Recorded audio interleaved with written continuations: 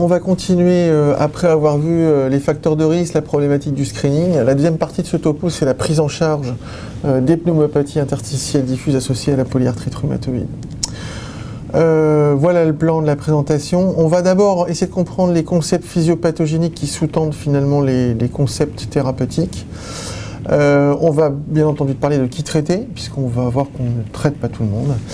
Je vous dirai un mot sur l'intérêt des immunosuppresseurs, ce qu'on en sait en 2022, l'intérêt des antifibrosants, et puis voir si on est capable de dégager de tout ça une prise en charge. Alors, en termes de physiopathogénie, il y a trois principaux paradigmes qu'il faut avoir en tête. Le premier, c'est l'hétérogénéité physiopathogénique. On l'a vu tout à l'heure, on a finalement trois grands phénotypes, il y en a plus que ça, mais je vous mets les principaux. Trois grands phénotypes radiographiques. La pneumopathie organisée, la pneumopathie interstitielle non spécifique et la pneumopathie interstitielle commune. Habituellement, on ne fait pas de biopsie, mais si on faisait une biopsie, qu'est-ce qu'on verrait ? La pneumopathie organisée, on verrait un tissu très inflammatoire avec des bourgeons endovasculaires. Si on biopsiait de la PINS, on verrait un tissu inflammatoire avec une composante fibrosante. Et si on biopsiait de la PIC, on verrait essentiellement une composante fibrosante avec peu d'inflammation. Donc vous voyez qu'on a déjà trois présentations qui ne font pas appel à un même processus physiopathogénique. Les deux premiers sont plus inflammatoires et le dernier fait essentiellement appel à un processus fibrosant. On pourrait donc en déduire qu'on serait plus enclin à utiliser dans les pathologies interstitielles pulmonaires à composante inflammatoire des immunosuppresseurs et dans des pathologies à composante plutôt fibrosante, des traitements antifibrosants. Le deuxième concept, je vous l'ai dit un peu tout à l'heure, c'est qu'on a des similitudes entre la fibrose pulmonaire idiopathique et la PRPID. Et tant qu'à faire, plutôt la PRPID avec une PIC. Et donc, on sait qu'il y a des facteurs environnementaux partagés comme le tabac, on sait que l'évolution de la maladie est quasiment similaire, on sait qu'il y a des facteurs génétiques partagés, je vous les ai listés ici, vous voyez, on a des variants rares dans des gènes qui codent pour des protéines qui sont impliquées dans la régulation de la taille des télomères.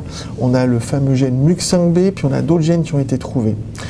Donc on pourrait penser que finalement, il y a des voies physiopathogéniques communes, et s'il y a des voies physiopathogéniques communes, probablement que les traitements antifibrosants qui marchent dans la FPI pourraient avoir un intérêt dans la PRPID, ce d'autant qu'elle a un phénotype PIC. Ça, on l'a vu tout à l'heure, MUC5B. Donc là, on a bien une voie physiopathogénique commune entre deux maladies, et ce d'autant qu'on a une PIC. Là, c'est pour vous montrer qu'on a retrouvé, comme je vous l'ai mis dans le diagramme tout à l'heure, des variants rares, des mutations dans des gènes qui sont trouvés dans des formes familiales de la fibrose pulmonaire idiopathique, qu'on retrouve là en excès dans la PRPID, et tant qu'à faire, chez des gens qui ont un phénotype PIC, encore une fois.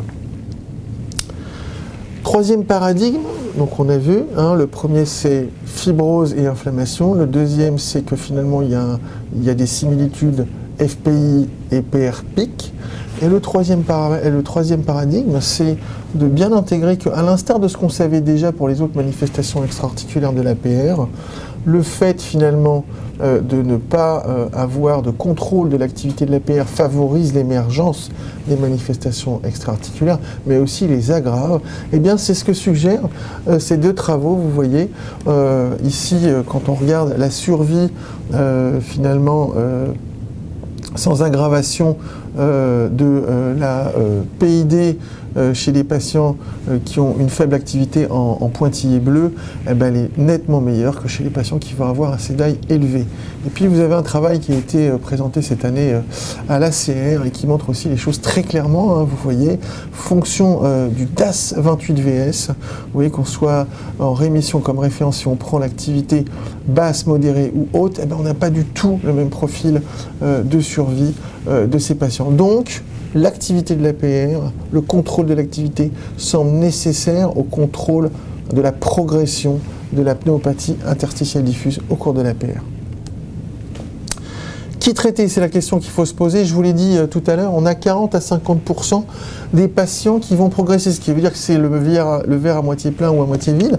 C'est-à-dire qu'on a peut-être une moitié des patients qui ne va pas progresser, et il n'est pas question de traiter des gens qui n'ont pas de maladie progressive. Alors, la définition de la progression, elle n'est pas univoque, il y en a plusieurs, et elles sont maintenant utilisées. Il y a une publication qui fait référence dans le domaine qui nous intéresse, qui s'appelle InBuild, j'en dirai un mot tout à l'heure, où on a une définition de la progression qui peut correspondre soit à un déclin relatif d'au moins 10% de la CVF prédite. C'est-à-dire, par exemple, si vous êtes à 70%, que vous perdez 7%, donc 10%, de 7 à 63, ben vous remplissez le critère.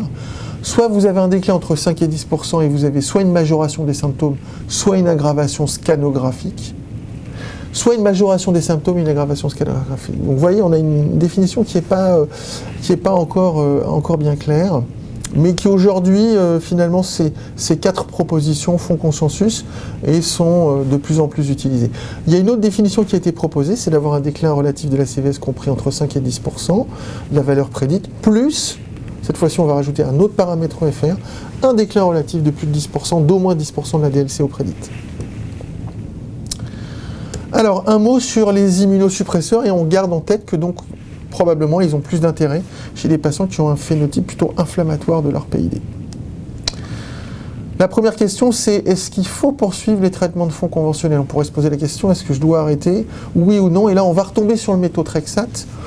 Un papier qui est sorti, un papier espagnol. Vous voyez très clairement que le fait d'arrêter le méthotrexate, alors il y avait essentiellement du méthotrexate dans cette étude, mais ils ont regardé le méthotrexate et les fluorines, le fait d'arrêter le traitement de fond, ça aggrave le pronostic de la PID. Autrement dit, probablement que le fait d'aggraver le traitement de fond fait que vous contrôlez moins bien votre maladie, et donc le fait de réactiver l'APR fait qu'on a un moins bon pronostic en termes de progression de la pneumopathie interstitielle diffuse. Donc le premier message, c'est il ne faut pas arrêter les traitements de fond.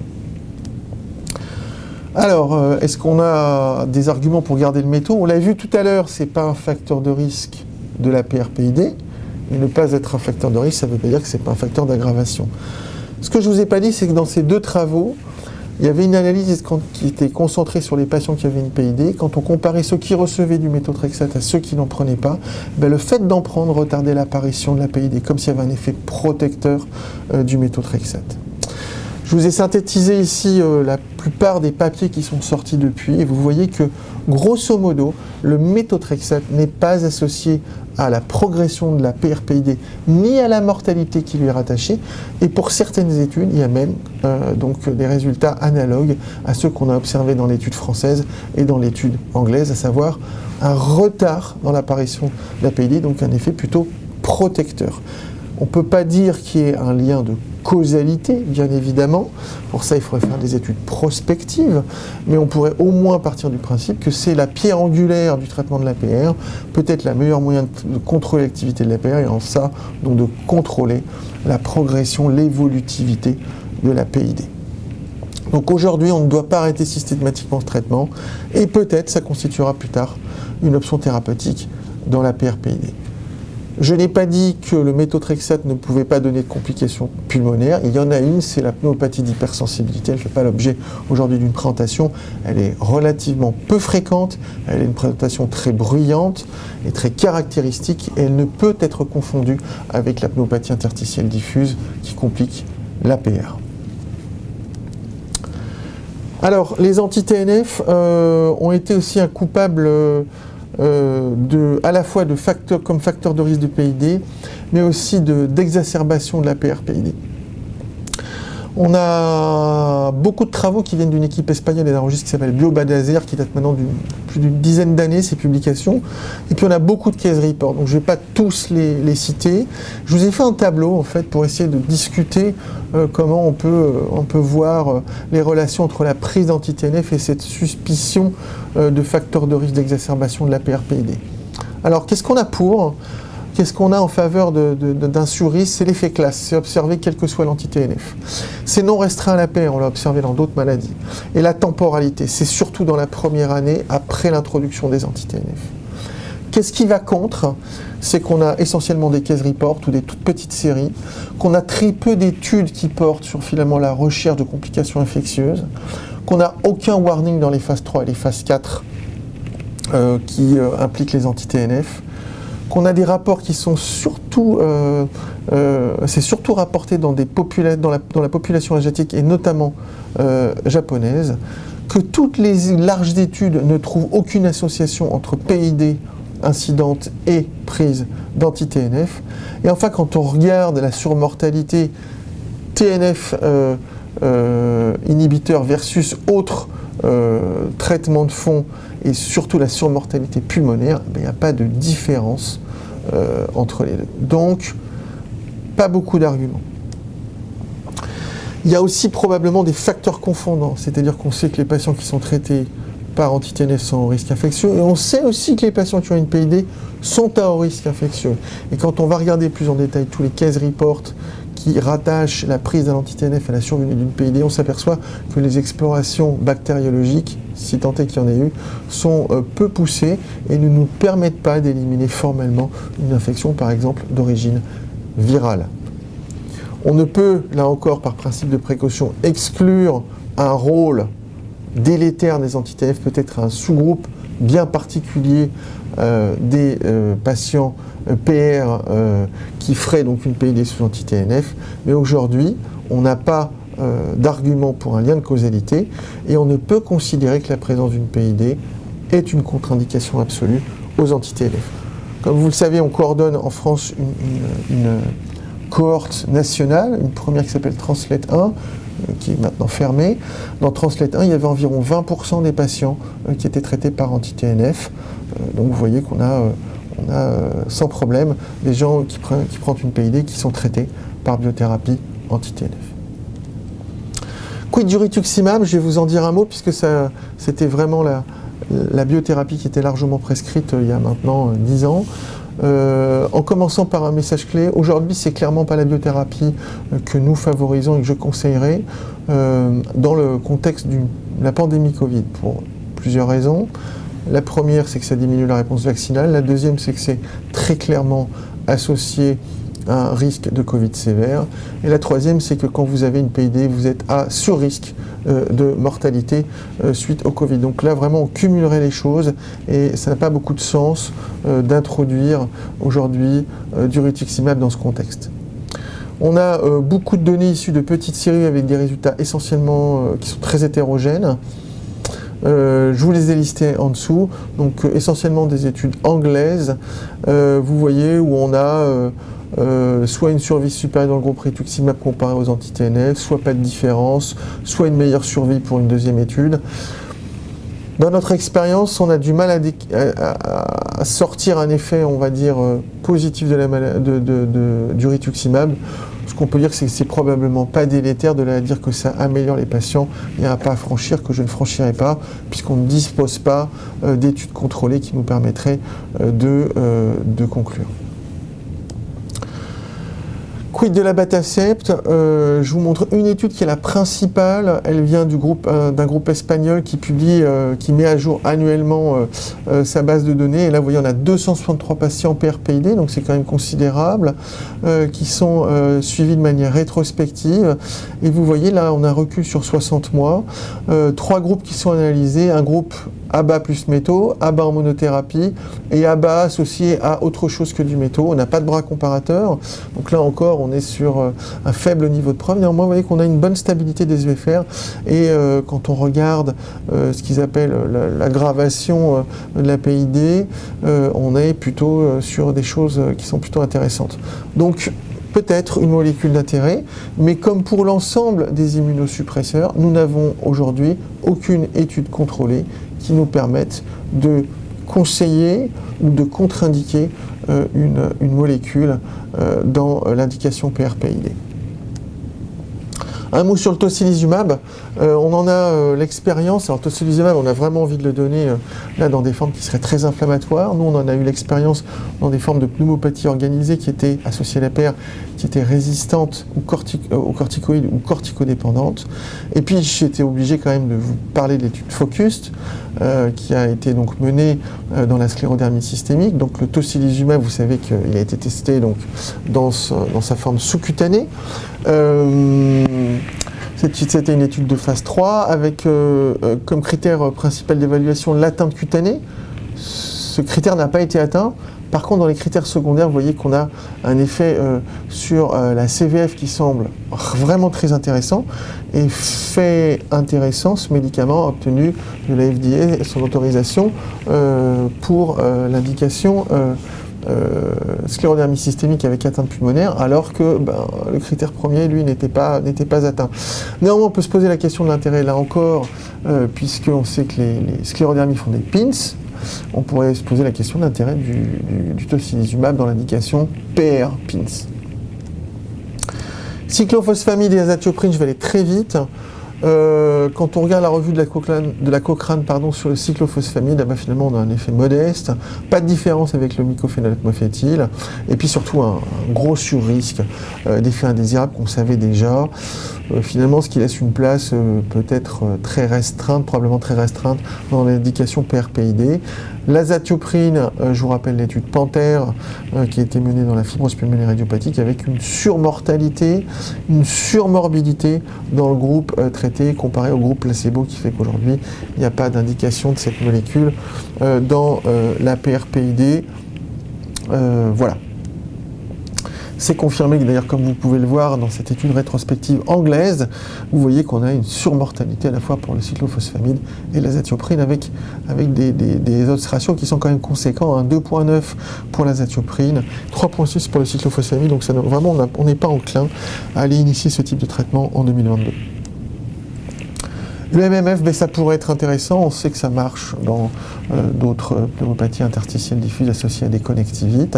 Il faut garder en tête que quand on va introduire ce traitement, il sera en add-on du traitement de l'APR puisqu'il n'a pas d'effet sur les manifestations articulaires. Donc ça pourrait là encore avoir son intérêt. Quid des immunosuppresseurs sur le risque d'exacerbation? Vous voyez, quand on va regarder en détail les données du Market Scan et du Medicare, finalement on n'a pas de signal protecteur particulier, peut-être dans Medicare quand on a des exacerbations qui sont considérées comme sérieuses. Bon, on n'a pas vraiment un franc signal quand on regarde, donc cette fois-ci c'était l'abatacept et les anti-TNF. Peut-être que ces données sont difficilement extrapolables et probablement aussi biaisées par des problèmes de remboursement. Intérêt des antifibrosants, on va le voir tout de suite. Donc là, on va être sur le versant plutôt PIC. Une étude avec une molécule qu'on appelle le nintédanib, qui est un inhibiteur de tyrosine kinase, une étude INBUILD, qui est une étude contrôlée, multicentrique, en double aveugle, qui va comparer le nintédanib au placebo. Et dans cette étude, fait intéressant, ont été inclus des patients qui avaient des pneumopathies interstitielles diffuses, qui n'étaient pas des fibroses pulmonaires idiopathiques, et qui étaient associés à tout un tas de maladies. Donc on parle de basket study, et au sein de ces pathologies qui se compliquaient de PID, il y avait des connectivites, dont la PR. On a pris des patients qui étaient progresseurs, je vous ai donné la définition tout à l'heure, et le critère principal de jugement, c'était le taux annuel de déclin de la CEF qu'on regardait à la 52e semaine. Voilà les résultats, vous voyez qu'ils sont en faveur du nintédanib avec une diminution de 57% du déclin annuel de la CVF à la semaine 52. Et voilà ce que ça donne quand on regarde plus précisément le groupe des pathologies auto-immunes, des connectivites qui se compliquaient de pneumopathie interstitielle diffuse. On a un effet qui est quasiment analogue avec une diminution de 58%. Je vous ai entouré en orange dans ce diagramme les patients PRPID qui étaient inclus dans l'étude. Vous voyez qu'ils sont très peu nombreux, mais que quand on regarde, on a l'impression qu'on a une tendance qui est plutôt en faveur du nintédanib. Néanmoins, j'attire votre attention sur le fait que c'est une analyse post-hoc et donc on n'a pas d'étude dédiée à la PRPID.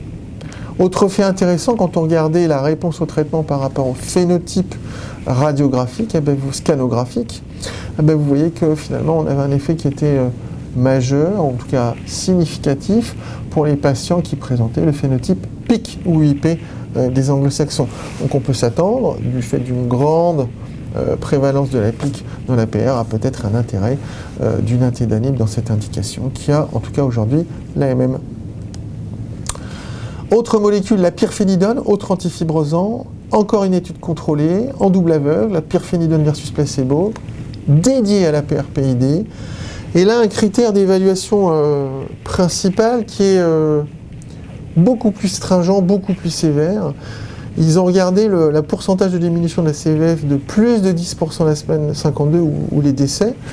Ils avaient prévu 270 patients et vous voyez que bon, ils en ont inclus que 123 pour diverses raisons, et bien que le critère principal du jugement n'a pas été atteint dans cette étude. Néanmoins, fait intéressant, quand on reprend les mêmes critères que l'éthylenine, ben vous voyez que la pyrphénidone est supérieure au placebo très largement et a un effet qui est relativement superposable à celui observé avec le nintédanib, et là encore avec un effet qui serait plus intéressant dans les formes UIP, et on peut s'y attendre puisque c'est un traitement qui a l'AMM dans la fibrose pulmonaire idiopathique. On va terminer pour la prise en charge avec cet arbre décisionnel qui existe en l'absence de recommandations. Elles sont en cours. Quand on regarde, vous voyez ici la PRPID, on nous demande de considérer l'immunomodulation de ces patients. Quand vous discutez avec votre pneumologue, il va vous demander de contrôler l'activité de la maladie si tel n'est pas le cas. Vous l'avez compris, on va plutôt s'orienter sur des immunosuppresseurs si on a des pneumopathies interstitielles diffuses type PINS ou PO, donc avec une valence plutôt inflammatoire. Et on sera plus enclin sur des formes progressives de patients qui prennent une pique à discuter et à introduire avec l'aval de nos amis pneumologues un traitement antifibrosant. Et aujourd'hui, l'AMM a été obtenue pour le nintédanib. Cette prise en charge, elle doit être multidisciplinaire, au minimum avec un pneumologue, mais idéalement avec un pathologiste si biopsie il y a, avec un radiologue, ça c'est très important, parce que je vous ai fait une présentation où les choses sont un peu simplistes, mais de temps en temps il n'est pas aussi simple de faire la part des choses entre pic et non pic. Et donc on a vraiment des discussions qui doivent être menées pour discuter de comment on classe le patient et quelle est la stratégie thérapeutique qui paraît la plus adaptée, parce que vous l'avez compris, en dehors du nintédanib, dont l'étude n'était pas dédiée à la PR, il n'y a aucune étude dédiée PR randomisée et publiée, en tout cas pour les immunosuppresseurs. Quelques principes généraux, bien évidemment, je me dois de vous les rappeler. L'arrêt du tabac, les vaccinations antigrippales, antipneumococciques et anti-SARS-CoV-2, évidemment. La prise en charge des comorbidités, la réhabilitation et l'oxygénothérapie, si besoin. Et puis on pourra évaluer la transplantation pulmonaire chez ces patients. Souvent à tort, on pense que le fait d'avoir un rhumatisme sous-jacent est un facteur de mauvais pronostic. Je vous montre juste ce travail qui montre qu'on n'a pas de différence entre la fibrose pulmonaire idiopathique et la PRPID en termes de transplantation. Donc ça arrive, à Bichat, il se trouve qu'on a un centre de transplantation. Nous avons eu quelques patients transplantés. Donc c'est une option thérapeutique qu'il ne faut pas écarter. Voilà, j'en ai terminé. Je vous remercie pour votre écoute.